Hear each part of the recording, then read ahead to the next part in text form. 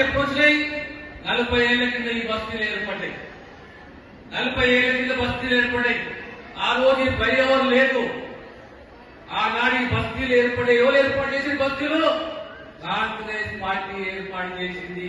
ఆనాడు పి జనార్దన్ రెడ్డి గారు ఈ బస్తీలను ఏర్పాటు చేసింది. ఓ గరీబోళ్లకు ప్లాట్ ఇవ్వాలి, గరీబోళ్లు ఇల్లు కట్టుకోవాలి, గరీబులకు సొంత జాబ్ ఉండాలి, సొంత ఇల్లు ఉండాలి అనే ఓ ఆలోచనతోటి అనేక ప్రాంతాలలో బస్తీలు ఏర్పాటు చేసిన చరిత్ర ఏముంది అంటే కాంగ్రెస్ పార్టీని పీజేఆర్ గారు. మీకు ఎలాంటి నాయకుడు కావాలి? ఓ భరోసా ఇచ్చే నాయకుడు కావాలి, మాకు బాధ్యతగా ఉండే నాయకుడు కావాలి, మాకు సేవ చేసే నాయకుడు కావాలి, మమ్మల్ని ఆదుకునే నాయకుడు కావాలి. ఆ దిశగా ఆనాడు బాట వేసింది పి జనార్దన్ రెడ్డి గారు.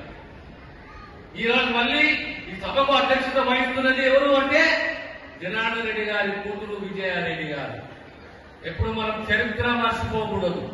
ఇలా ఎస్ఎస్జి సంఘాలే కానీ, వడ్డీ లేని రుణాలే కానీ, పావులా వడ్డీయే కానీ, మహిళా కార్యకర్త కానీ మీకు తెలుసా ఒకటి? నా జిల్లా సంగారెడ్డి జిల్లా. సంగారెడ్డి జిల్లాలో ఈ రోజు యావత్ తెలంగాణలో మొట్టమొదటి పెట్రోల్ పంపు మహిళలు నడిపిస్తున్నారు. ఎక్కడ అంటే సంగారెడ్డి జిల్లాలో జిల్లా సమైక్య అక్కడ పెట్రోల్ పంపు నడిపిస్తున్నది. ఈరోజు మా హాస్పిటల్లో క్యాంటీన్లు ఎవరు నడిపిస్తున్నారు? క్యాంటీన్లు నడిపిస్తున్నది ఎవరు అంటే మహిళా సంఘాలు.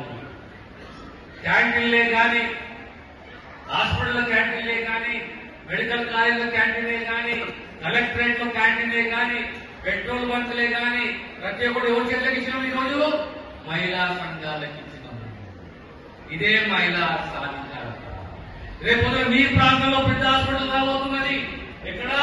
భరత్ నగర్ కిమ్స్ అనే పెద్ద హాస్పిటల్ రాబోతుంది, 1000 పడకల హాస్పిటల్ రాబోతున్నది. అక్కడ క్యాంటీన్ ఎవరికి ఇవ్వాలి? ఎవరికి ఇవ్వాలి క్యాంటీన్? అక్కడ మహిళా సంఘాలకు ఇవ్వాలి. ఈ ఆలోచన గత ప్రభుత్వం చేసిందా? చేయలేదు. అంటే మహిళలు ఇప్పుడు ఎదగాలి, ప్రతి దాంట్లో పాల్గొనాలి అనే ఒక సదుద్దేశంతో మహిళా సంఘాలను బలోపేతం చేస్తూ ప్రభుత్వం ముందుకు పోతుంది కనుక మీ అందరూ కూడా విజ్ఞప్తి